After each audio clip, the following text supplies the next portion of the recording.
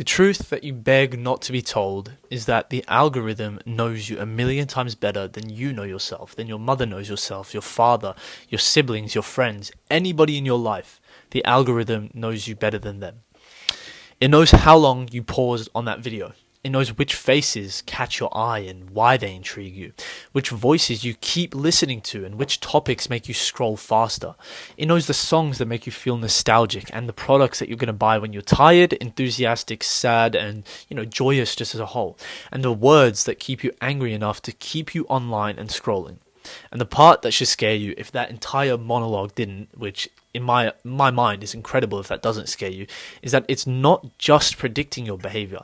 Instead, it's shaping your behavior to fit their own algorithm. You think that you are choosing, and you think that you think you have some free will to choose the videos you watch and the kind of thing that you like to scroll upon when you want to relax. But every single swipe is a breadcrumb, and the machine is 3 steps ahead, feeding you the exact things that keep you on its hook. Don't forget that these companies, their one sole purpose, companies such as YouTube, TikTok, Instagram, is to keep you on their app for as long as physically possible to farm as much data and revenue from you. So, you don't even know yourself as well as these apps know you now. You don't know what your brain does at 2 a.m. and why it feels that way, or why you always open the same app whenever you're anxious, or the fact that you don't notice when your thumb twitches towards the screen when there's some sort of silence. The algorithm does. The algorithm knows this, and it manipulates that, and it rewards that twitch with something you didn't even realize that you actually craved.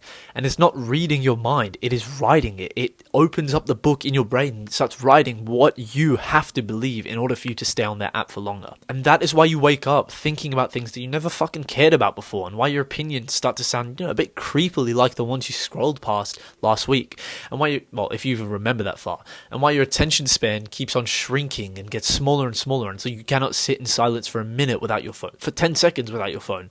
And it's why your desires feel borrowed, and the machine is not reflecting your life. Instead, it is constructing you. I don't know how many times I can paraphrase this little 2-sentence bit, but the algorithm does not read the actions that you do, but defines the actions that you do so you become predictable for the algorithm. It's a negative feedback loop. The terrifying and sinister part about the whole truth is that the version of you that it builds isn't designed for happiness or truth or meaning. Don't be that fucking naive.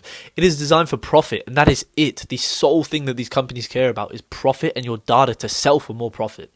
It feeds you outrage, and makes you angry because outrage keeps you scrolling, and it feeds you insecurities because those insecurities make you buy, and it feeds you fear, and it fearmongers everything within your life because fear is so addictive for some reason, and your identity simply becomes a collateral damage of someone else's business model. So for once, let somebody on one of these apps ask you a genuine question. If the algorithm knows you better than you know yourself, who is really living your life?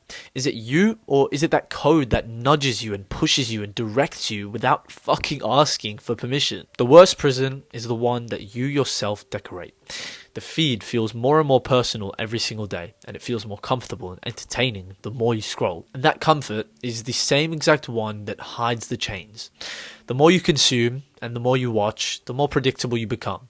And the more predictable you become, the less human you are. And the more, I'm going to make up a word here, algorithmized I think you get what I mean, you become. Because being human means surprise. It means straying off the path, and it means choosing something irrational for once, and it means daring to be inconsistent and dive into the fear.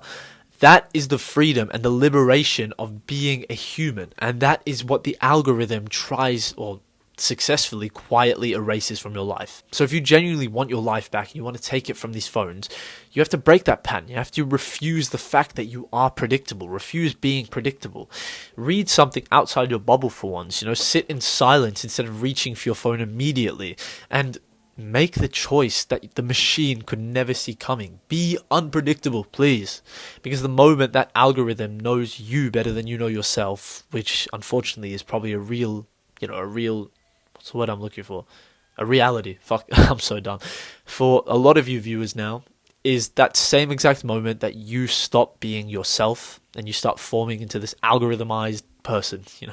I'm just yapping at this point.